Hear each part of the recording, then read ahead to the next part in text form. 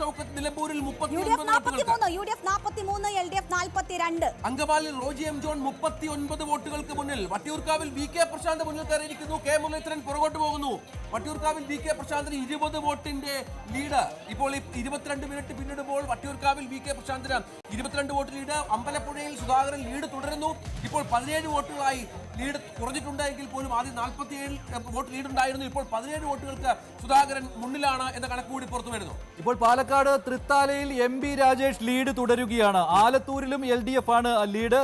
മലമ്പുഴയിൽ LDF-നാണ് ലീഡ്. പട്ടാമ്പിയിൽ UDF-നാണ് ലീഡ്. ഷാജിയാണ് അവിടെ ലീഡ് ചെയ്യുന്നത്. തരൂരിൽ LDF-നാണ് ലീഡ്. സുമോദ് 51 വോട്ടുകൾക്കാണ് ലീഡ്. നെന്മാറയിൽ LDF 15 വോട്ടുകൾക്ക് മുന്നിട്ട് നിൽക്കുകയാണ്. ഏറ്റവും ഒടുവിൽ കോട്ടയത്തെ കണക്ക് തിരുവഞ്ചൂർ 71 വോട്ടുകൾക്ക് മുന്നിൽ. പുതുപ്പള്ളിയിൽ ചാണ്ടിയുമ്മൻ ഇപ്പോഴും മുന്നിട്ട് നിൽക്കുകയാണ്. 45-45 ടൈറ്റായി. 157 വോട്ടുകൾക്ക് മുന്നിൽ എന്ന കണക്ക് കൂടി പുറത്തു വരുന്നു. പാലയിൽ മാണി സി കാപ്പൻ ലീഡ് ഉയർത്തുന്നു. നാട്ടകം സുരേഷ് ഏറ്റുമാനൂരിൽ 94 വോട്ടുകൾക്ക് മുന്നിൽ എന്ന കണക്ക് കൂടി VN വാസുവൻ പിന്നിൽ. മന്ത്രി VN വാസുവൻ പിന്നിൽ.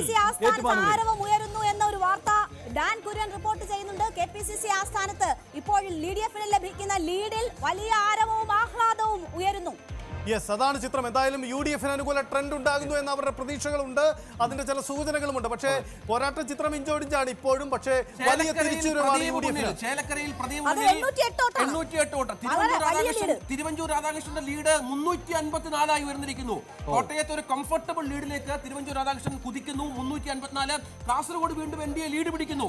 അശ്വിനി 64 വോട്ടുകൾക്ക് മുന്നിൽ കാസർഗോഡ്.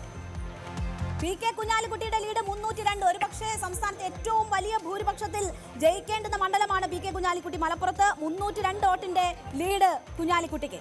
യെസ്, എന്തായാലും സംസ്ഥാനത്തിന്റെ പോരാട്ട ചിത്രം ഇത് ആദ്യ അരമണിക്കൂർ പിന്നിടാൻ പോവുകയാണ്. ഇടുക്കിയിൽ റോഷി